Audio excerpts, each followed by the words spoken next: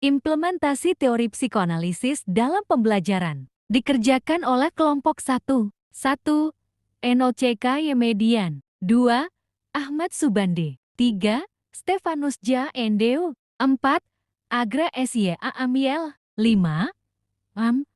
Irbiansa. Teori psikoanalisis merupakan teori yang menjelaskan terkait hakikat dan perkembangan kepribadian. Teori ini mengasumsikan bahwa kepribadian berkembang ketika terjadi permasalahan dari aspek psikologis yang pada umumnya terjadi pada anak-anak usia dini. Psikoanalisis mempunyai banyak hal untuk ditawarkan kepada pendidikan pembelajaran. Tujuan-tujuan pembelajaran yang diwujudkan berdasarkan analisis psikoanalisis yang memberikan tuntunan bagi guru, pengajar, dan siswa peserta didik perihal apa yang ingin dicapai dalam pembelajaran, kegiatan pembelajaran yang dilakukan, dan kemajuan perkembangan pembelajaran yang dicapai oleh siswa. Teori psikoanalisis adalah cabang ilmu yang dikemukakan oleh Sigmund Freud, seorang psikiatri Austria, sebagai studi fungsi dan perilaku psikologis manusia pada awal abad ke-20. Pemahaman Freud tentang kepribadian manusia didasarkan pada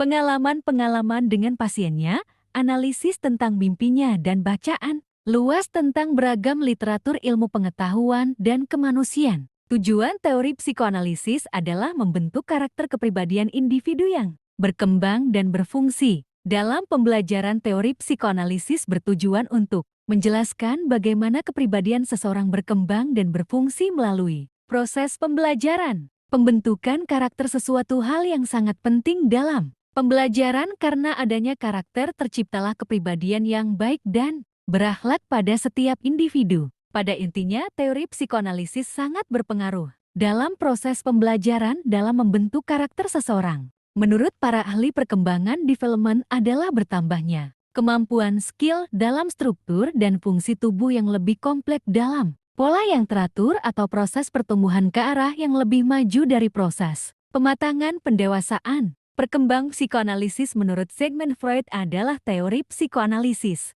adalah salah satu teori yang membahas tentang hakikat dan perkembangan bentuk kepribadian yang dimiliki oleh manusia. Unsur utama dalam teori ini adalah motivasi, emosi, dan aspek kepribadian lainnya. Dasar teori psikoanalisis adalah mengasumsikan bahwa kepribadian akan mulai berkembang saat terjadi konflik-konflik dari aspek-aspek psikologis itu sendiri. Gejala tersebut biasanya terjadi pada anak-anak atau usia dini. Freud mengatakan kepribadian terdiri dari 3 struktur yaitu ID, ego, dan superego. ID, ketidaksadaran, berkaitan dengan kebutuhan alamiah manusia makan, minum, seks. Ego, keadaan sadar, berfungsi sebagai penggerak dan pengatur, berkaitan kesadaran untuk menerima kenyataan atau realita apabila ID tidak dapat terpenuhi. Superego, kerangka moral atau etika yang mengatur, mengawasi, dan mengontrol bagaimana ego beroperasi. Pengambilan keputusan yang didasari nilai-nilai moral, sedangkan ego berdasarkan pandangan orang lain.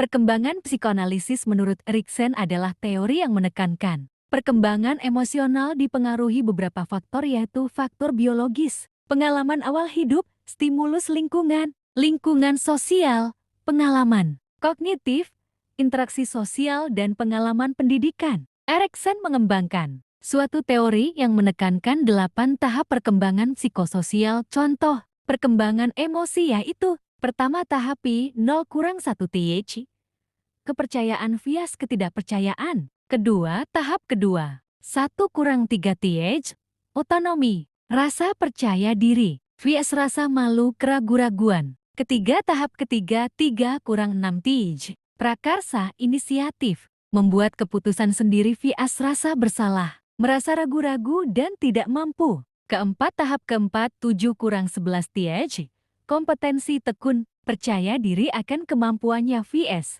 inferioritas rasa rendah diri. Kelima, tahap kelima 12-18 TH, identitas vs kebingungan, peran identitas krisis identitas. Keenam, tahap keenam 19-29 TH, keintiman relationship vs isolasi, keterkucilan, depresi. Ketujuh, tahap ketujuh 30-64 TH, generativitas bangkit, kontribusi via stagnasi mendek, ke-8 tahap ke-8 65 tig ke atas, integritas ego, bias kekecewaan dan keputusasaan, menjalani masa tua dan menghadapi kematian dengan bangga dan bahagia vs. Sebaliknya, perkembangan psikoanalisis menurut Carl Gustav Jung kepribadian merupakan gabungan antara perasaan dan tingkah laku manusia.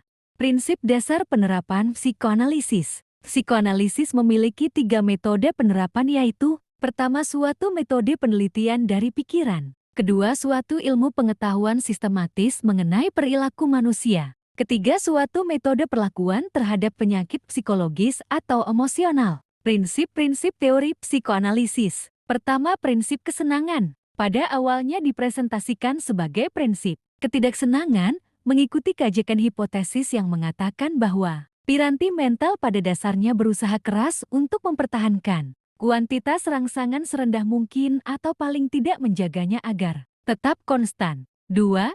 Prinsip realitas. Gratifikasi insting ditunda sampai kenyataan memungkinkan seseorang untuk mendapatkan kesenangan maksimum dengan rasa sakit atau konsekuensi negatif maksimum. 3. Prinsip konstansi. Hidup psikis berkecenderungan untuk mempertahankan kuantitas ketegangan psikis pada taraf serendah mungkin. Hubungan antara psikoanalisis dengan pendidikan sangatlah kompleks dalam artian bahwa psikoanalisis telah memodifikasi, memperkaya, serta mengembangkan tingkat sikap dalam ukuran hubungan pembelajaran antara guru dan peserta didik, keluarga, dan siswa, peserta didik dengan peserta didik lainnya. Dalam banyak hal, psikoanalisis sangat berpengaruh dalam perkembangan pembelajaran. Kesimpulan dan saran. Hubungan antara psikoanalisis dengan pendidikan sangatlah kompleks dalam artian bahwa psikoanalisis telah memodifikasi, memperkaya, serta mengembangkan tingkat sikap dalam ukuran hubungan pembelajaran antara guru dan peserta didik, keluarga, dan siswa, peserta didik dengan peserta didik lainnya. Dalam banyak hal, psikoanalisis sangat berpengaruh dalam perkembangan pembelajaran.